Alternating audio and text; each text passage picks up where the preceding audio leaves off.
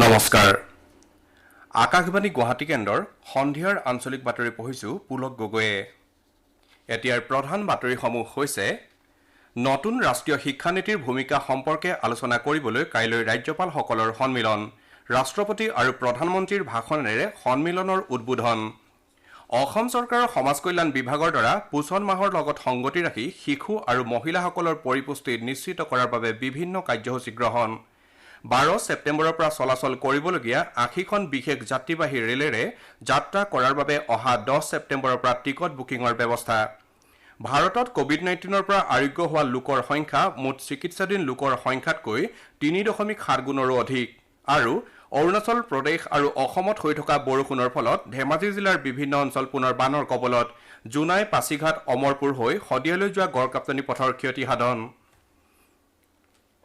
এতিয়া শুনক বিতং বাতৰি কেন্দ্ৰীয় শিক্ষা মন্ত্ৰালয়ে দেশৰ উচ্চ শিক্ষাৰ আমূল পৰিৱৰ্তন সাধনৰ ক্ষেত্ৰত 2020 চনৰ নতুন ৰাষ্ট্ৰীয় শিক্ষানীতিৰ ভূমিকা সম্পৰ্কীয় আলোচনা কৰিবলৈ কাইলৈ ৰাজ্যপালসকলৰ এখন সন্মিলনৰ আয়োজন কৰিছে ৰাষ্ট্ৰপতি ৰামনাথ কোবিন্দ আৰু প্ৰধানমন্ত্ৰী নৰেন্দ্ৰ মোদীয়ে কাইলৈ ৰাজ্যপালসকলৰ এই সন্মিলনৰ উদ্বোধনী অনুষ্ঠানত ভিডিঅ' কনফাৰেন্সিং যোগে ভাষণ প্ৰদান কৰিব নতুন ৰাষ্ট্ৰীয় শিক্ষানীতি 2020 চনত হৈছে একবিংশ শতিকাৰ প্ৰথমখন শিক্ষানীতি যি নীতিত 1986 চনত প্ৰৱৰ্তিত শিক্ষানীতিৰ 36 বছৰৰ পাছত ব্যাপক পৰিৱৰ্তনৰ ব্যৱস্থা কৰা হৈছে নতুন ৰাষ্ট্ৰীয় শিক্ষানীতিৰ জৰিয়তে দেশৰ শিক্ষা ব্যৱস্থাৰ আমূল পৰিৱৰ্তন সাধনৰ চিন্তা চৰ্চা কৰা হৈছে আৰু ইয়াৰ দ্বাৰা সমাজত জ্ঞানৰ সম্প্ৰসাৰণ ঘটোৱাৰ প্ৰয়াস চলাবলৈ লোৱা হৈছে ইয়াৰ জৰিয়তে ভাৰতৰ শিক্ষা ব্যৱস্থা কেন্দ্ৰীভূত কৰি বিশ্বমানৰ পৰ্যায়ত ভাৰতত প্ৰতিষ্ঠিত কৰিব বিচৰা হৈছে কাইলৈ ৰাজ্যপালসকলৰ সন্মিলনত ৰাজ্যসমূহৰ শিক্ষা মন্ত্ৰীসকলৰ লগতে ৰাজ্যিক বিশ্ববিদ্যালয়ৰ উপাচাৰ্য তথা অন্যান্য উচ্চপদস্থ বিষয়াসকল উপস্থিত থাকিব অসম চৰকাৰৰ সমাজ কল্যাণ বিভাগে পোষণ মাহৰ সৈতে সংগতি ৰাখি শিশুসকলৰ পুষ্টি নিশ্চিত কৰাৰ বাবে বিভিন্ন কাৰ্যসূচী গ্ৰহণ কৰিছে বিভাগে বিভিন্ন অঞ্চলত অপুষ্টিত ভোগা শিশুসকলক চিনাক্ত কৰি তেওঁলোকক পুষ্টিকৰ খাদ্য যোগান আৰু এই সম্পৰ্কত সজাগতা সৃষ্টিৰ বাবে বিভিন্ন প্ৰচেষ্টা অব্যাহত ৰাখিছে পোষণ অভিযানৰ অসমৰ ৰাজ্যিক প্ৰকল্প সঞ্চালক পাৰ্থপ্ৰতিম মজুমদাৰে আকাশবাণীৰ সংবাদদাতাৰ আগত এই বিষয়ে প্ৰকাশ কৰে তেওঁ কয় যে পোষণ মাহৰ সময়ছোৱাত 5টা কাৰ্যসূচী ৰূপায়ণৰ ওপৰত গুৰুত্ব দিয়া হৈছে সেই অনুসৰি অপুষ্টিত ভোগা শিশুসকলক চিনাক্ত কৰা অংগনবাদী কেন্দ্ৰসমূহত পুষ্টি উদ্যান স্থাপন কৰা এই উদ্যানৰ বাবে 2300টা অংগনবাদী কেন্দ্ৰক 5000 টকাকৈ সাহায্য প্ৰদান কৰা আৰু ডিজিটেল পঞ্চায়ত অনলাইন প্ৰতিযোগিতা আৰু ৱেবিনাৰৰ জৰিয়তে সজাগতা সৃষ্টিৰ প্ৰয়াস কৰা হৈছে তেওঁ কয় যে প্ৰত্যেক বছৰে এটো থাৰ্ড ইয়াৰ প্ৰত্যেক বছৰে সেপ্টেম্বৰ মাহটো পোষণ অভিযানৰ তলত পোষণ মাহ হিচাপে আমি সেলিব্ৰেট কৰো সো এইবাৰ গভৰ্নমেন্ট অফ ইন্ডিয়া আমাক যিখিনি গাইডলাইনছ দিছে তাৰ মতে এইবাৰ 5টা বেসিক থিমস আছে প্ৰথমটো হ'ল যে identification and tracking of severely acute malnourished children অৰ্থাৎ যিবিলাক ল'ৰা ছোৱালীয়ে ভাল পুষ্টিকৰ খানা পোৱা নাই আৰু তেওঁলোকৰ ওয়েট বা হাইট প্ৰয়োজনতকৈ কম এটো হৈছে প্ৰথম সেকেন্ড আমাৰ হৈছে যে প্ৰত্যেক ঘৰতে আৰু প্ৰত্যেক আংগনবাদী কেন্দ্ৰ আৰু কমিউনিটি ল্যান্ডত কিচেন গাৰ্ডেন বনোৱা শাক পাচলিৰ এখন বাগান থাৰ্ড এবাৰ অবজেক্টিভটো হৈছে ডিজিটেল পঞ্চায়ত যেহেতু কোভিড পেণ্ডেমিকৰ কাৰণে আমি কমিউনিটিত গৈ পেলাই একচুয়ালি লগ ধৰিব নোৱাৰো গাঁৱৰ মানুহখিনি সো এইকাৰণে এবাৰ ডিজিটেল পঞ্চায়ত হিচাপে অৰ্গানাইজ কৰা হ'ব অৰ্থাৎ ওয়েব মোডত আমি তেওঁলোকৰ লগত ইন্টাৰেকশন কৰিম তাৰ পিছত হৈছে ওয়ান সেকেন্ড কমিউনিটি লেভেলত যেহেতু আমি নামি যাব নোৱাৰো বা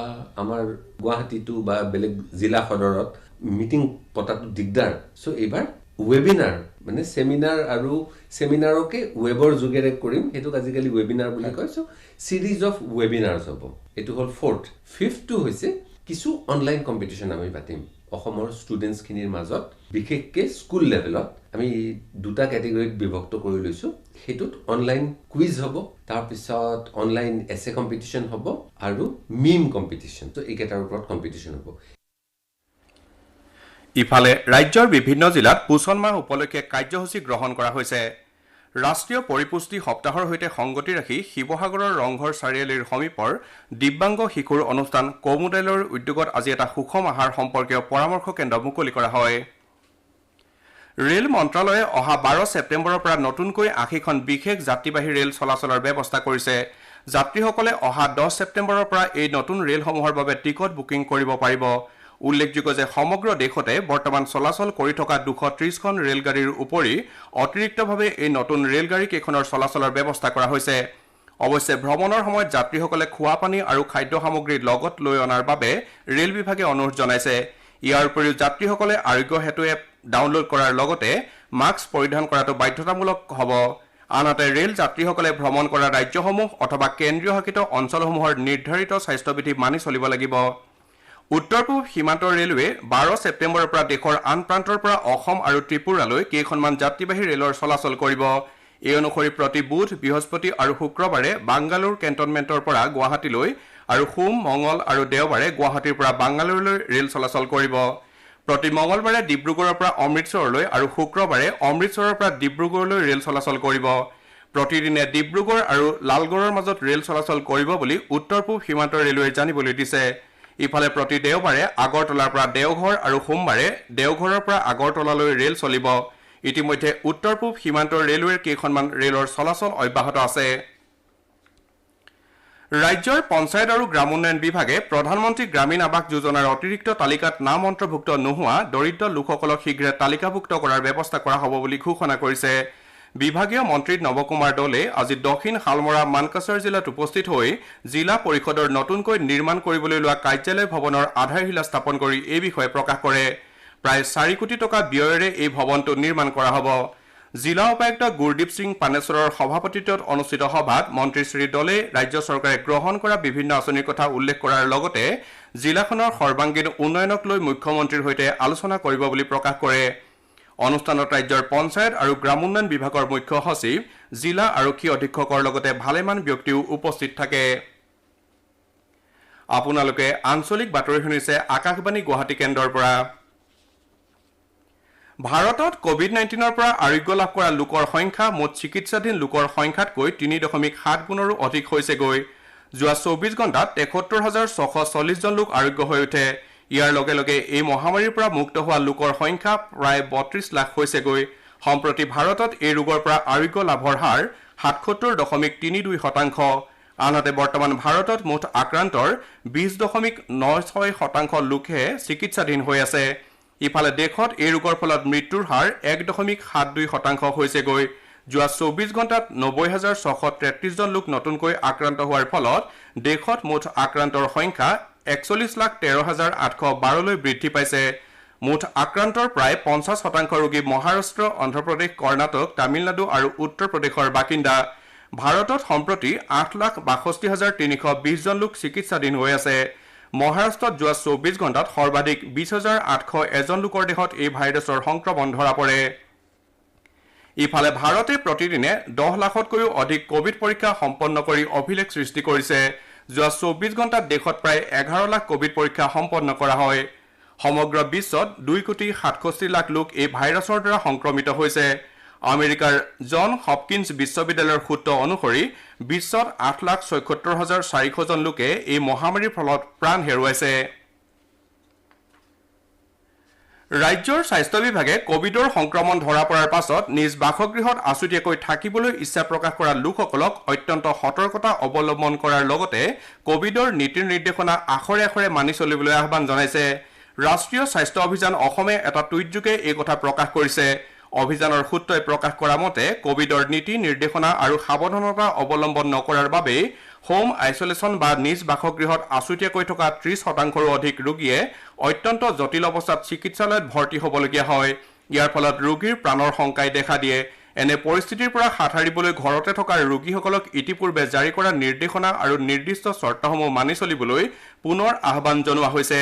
টুইট বাৰ্তাত প্ৰকাশ পোৱা মতে এনে ৰোগীৰ পৰিয়ালত 60 বছৰৰ ঊৰ্ধৰ আন কোনো সদস্য, গৰ্ভৱতী মহিলা বা শিশু থাকিব নালাগিব। আনহাতে ঘৰৰ সকলো সদস্যই হোম আইচলেশ্যনৰ 4ৰ্থ দিনা স্বেচ্ছাই নিজৰ কোভিড পৰীক্ষা কৰোৱাব লাগিব। ৰোগীৰ বাবে বতাহ ভালদৰে চলাচল কৰিব পৰা আছুতীয়া কোঠা আৰু আছুতীয়া শৌচাগাৰ তথা গা ধোৱা ঘৰ থাকিব লাগিব। 24 ঘণ্টাই সঁহাৰি দিব পৰাকৈ ৰোগীৰ বাবে যতনকাৰী থাকিব লাগিব। আনহাতে প্ৰয়োজন হোৱা মাত্ৰকে ৰোগীয়ে চিকিৎসকৰ সৈতে যোগাযোগ কৰিব পৰাৰ ব্যৱস্থা, সময়ে সময়ে অক্সিজেনৰ মাত্ৰা পৰীক্ষা কৰিব পৰাকৈ পালছ অক্সিমিটাৰ আৰু প্ৰয়োজন হোৱা মাত্ৰকে চিকিৎসালয়লৈ আহিব পৰাকৈ বাহনৰ ব্যৱস্থা থাকিব লাগিব বুলিও স্বাস্থ্য বিভাগে পুনৰ উল্লেখ কৰিছে। ইফালে ৰাজ্যখনত সম্প্ৰতি 28,507জন লোক চিকিৎসাধীন হৈ আছে সংক্ৰমণৰ হাৰ 7.67%। আনহাতে ৰাজ্যখনৰ মুঠ 95,060জন লোক এই ৰোগৰ পৰা মুক্ত হৈছে। ধুবুৰী জিলাত আজি 26জন লোকৰ দেহত এই ৰোগৰ সংক্ৰমণ ধৰা পৰে। জিলাখনত এতিয়ালৈ 3,123জন লোক কোভিড আক্ৰান্ত হোৱাৰ লগতে 11জনৰ মৃত্যু হৈছে। জিলাখনত বৰ্তমান 381জন লোক চিকিৎসাধীন হৈ আছে। নগাঁও জিলাত আজি 34জন লোকৰ দেহত কোভিডৰ সংক্ৰমণ ধৰা পৰে। ইয়াৰ লগে লগে জিলাখনত মুঠ আক্ৰান্তৰ সংখ্যা 6,246 হৈছেগৈ। কাৰ্বি আংলং জিলাত আজি পুনৰ এজন লোকৰ দেহত কোভিড-19 ধৰা পৰাৰ ফলত মুঠ আক্ৰান্তৰ সংখ্যা 984লৈ বৃদ্ধি পাইছে। সম্প্ৰতি জিলাখনত 317জন লোক চিকিৎসাধীন হৈ আছে। দক্ষিণ শালমৰা মানকাছাৰ জিলাত যোৱা 24 ঘণ্টাত 4জন লোকৰ দেহত কোভিড-19 ধৰা পৰিছে। ইয়াৰ লগে লগে আক্ৰান্তৰ সংখ্যা 269লৈ বৃদ্ধি পাইছে। চুবুৰীয়া ৰাজ্য অৰুণাচল প্ৰদেশৰ লগতে অসমতো দি থকা বৰষুণৰ ফলত ধেমাজি জিলাৰ বিভিন্ন অঞ্চল পুনৰ বানৰ কবলত পৰিছে। চিয়াং নদীৰ খহনীয়াৰ ফলত আজি ধেমাজিৰ পৰা জোনাই পাছিঘাট অমৰপুৰ হৈ শদিয়ালৈ যোৱা গড়কাপ্তানি পথটো চিগা নামৰ ঠাইত সম্পূৰ্ণৰূপে খহাই পেলোৱাত শদিয়া আৰু ধেমাজিৰ মাজত পোনপটীয়া যাতায়াত বন্ধ হৈ পৰিছে। জিলাখনত জীয়াঢলৰ পানী বিপদসীমাৰ ওপৰেৰে বৈ থকাৰ বাবে পশ্চিম ধেমাজিৰ 10খন গাঁও প্লাবিত হৈছে।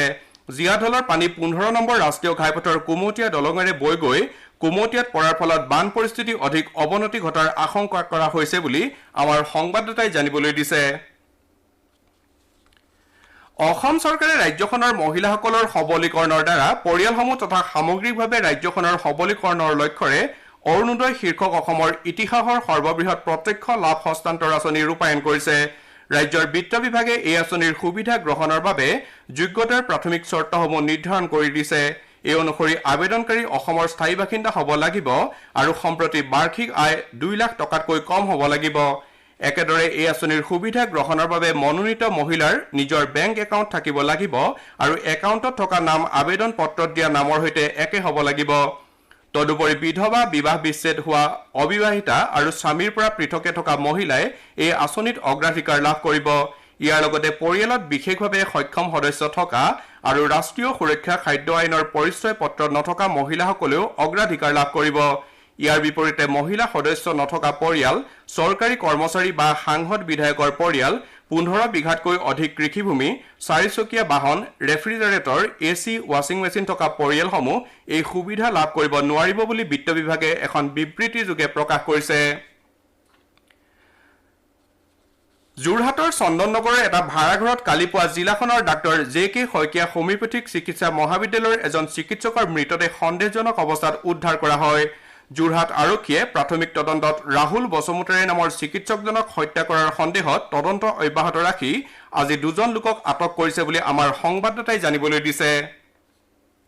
বড়োসকলৰ দীৰ্ঘদিনীয়া দাবীৰ প্ৰতি সন্মান জনাই অসম চৰকাৰে বড়ো মাধ্যমৰ লগতে অন্যান্য জনজাতীয় ভাষা সঞ্চালকালয় মুকলি কৰা কাৰ্যক নিখিল বড়ো ছাত্ৰ সন্থাই আদৰণি জনাইছে।